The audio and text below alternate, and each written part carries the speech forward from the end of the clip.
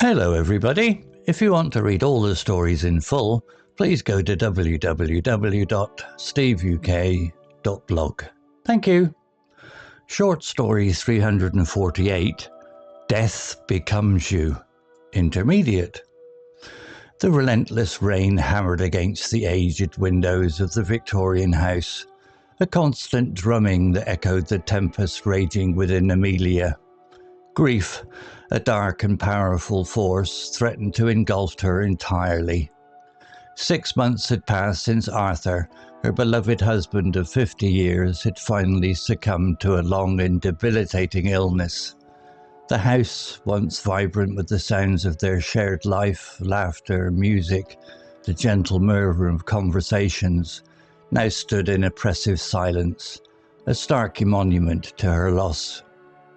Amelia drifted through the rooms like a ghost, each object a painful reminder of their intertwined past. The worn armchair in the study where Arthur had spent countless hours immersed in books, the sturdy oak kitchen table where they had shared countless meals and intimate conversations, the sprawling garden where they had whiled away countless summer afternoons, hand in hand. Every corner whispered his name, a constant echo in the emptiness. One dreary evening, while aimlessly sorting through Arthur's belongings in his study, her fingers brushed against a peculiar object hidden amongst his papers, a small, intricately carved wooden box. Curiosity piqued, she carefully opened it. Inside, nestled on a bed of faded velvet, lay a single, withered rose. Despite its age, it retained a surprising vibrancy. The crimson petals held an almost unnatural depth of colour. A small folded note written in Arthur's elegant script lay beside the rose. Amelia's heart quickened as she unfolded it. "My dearest Amelia," it began. "This rose, a cherished memento from our honeymoon in the sun-drenched hills of Tuscany, possesses a unique and rather peculiar property. Should you ever find yourself overwhelmed by the weight of grief, place it upon your heart. It will grant you a fleeting glimpse of me, as I was in life." Amelia, initially sceptical of such a fantastical claim, yet desperate for any connection to Arthur, decided to follow his instructions.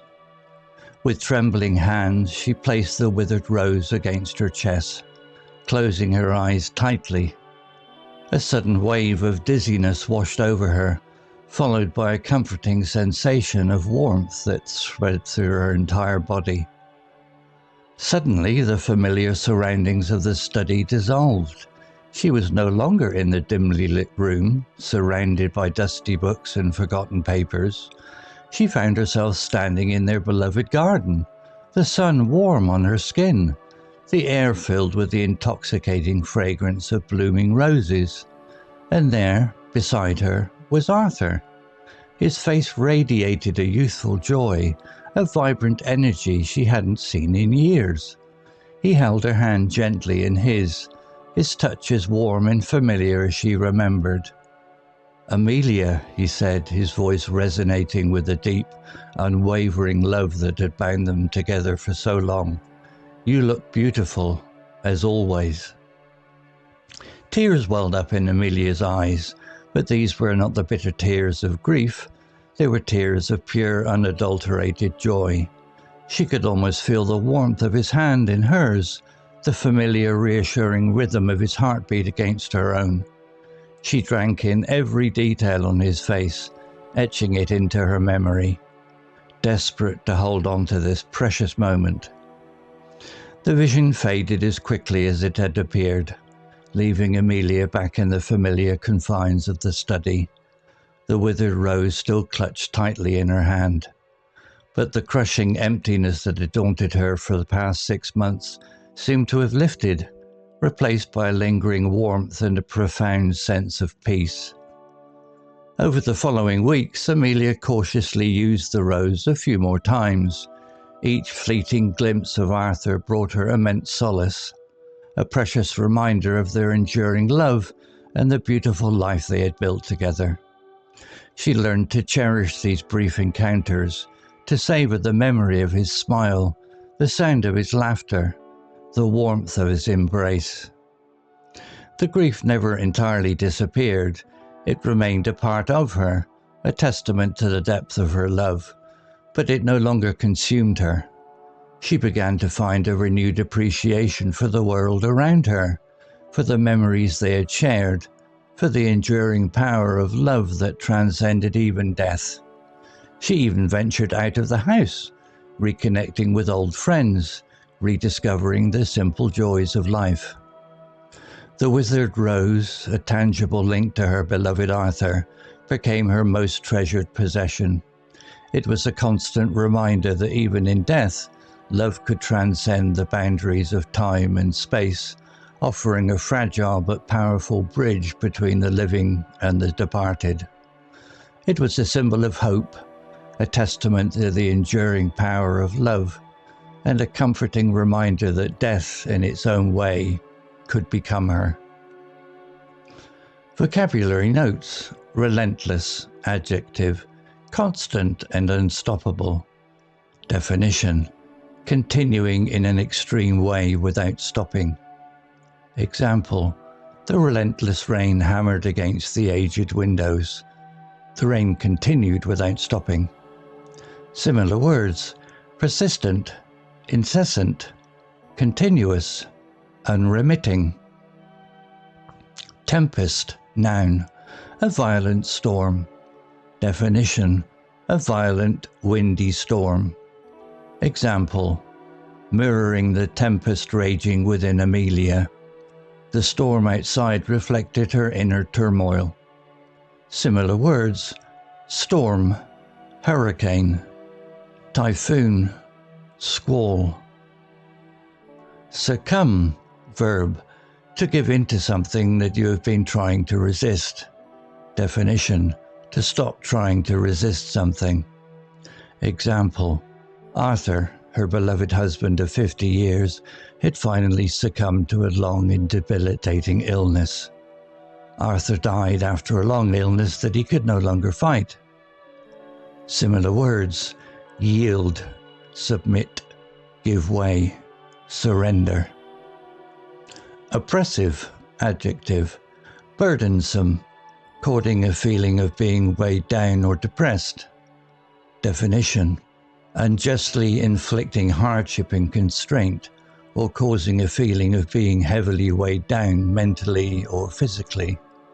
Example: the house now stood in oppressive silence. The silence was heavy and depressing. Similar words: depressing, heavy, burdensome, stifling. Intricate, adjective, very detailed and complex. Definition: very complicated or detailed. Example: a small, intricately carved wooden box. The box had a complex and detailed design. Similar words: complex, elaborate, detailed, complicated. Piqued, verb, past tense, stimulated, interest or curiosity. Definition: to stimulate, interest or curiosity. Example: curiosity piqued, she carefully opened it. She became curious and opened the box. Similar words: aroused, stimulated, provoked, awakened. Solace, noun, comfort or consolation in a time of distress or sadness. Definition: comfort or consolation in a time of great distress or sadness. Example: each fleeting glimpse of Arthur brought her immense solace. Seeing Arthur briefly gave her comfort. Similar words: comfort, consolation, relief, support. Enduring, adjective, lasting over a period of time, durable. Definition: lasting over a period of time, durable. Example: a precious reminder of their enduring love. Their love lasted a long time. Similar words: lasting, permanent, durable, abiding. Transcended, verb, past tense, went beyond the limits of something. Definition: be or go beyond the range or limits of a field of activity, conceptual sphere, etc. Example: love could transcend the boundaries of time and space. Love could go beyond the limits of time and space. Similar words: surpassed, exceeded, overcame, rose above. Story written by Google Gemini 2.0 AI. Images created by Designer AI. To read all the stories in full, please go to www.steveuk.blog. Thank you. Hello, this is Steve. If you enjoyed the story, please would you take the time to leave a meaningful comment and click on the like icon.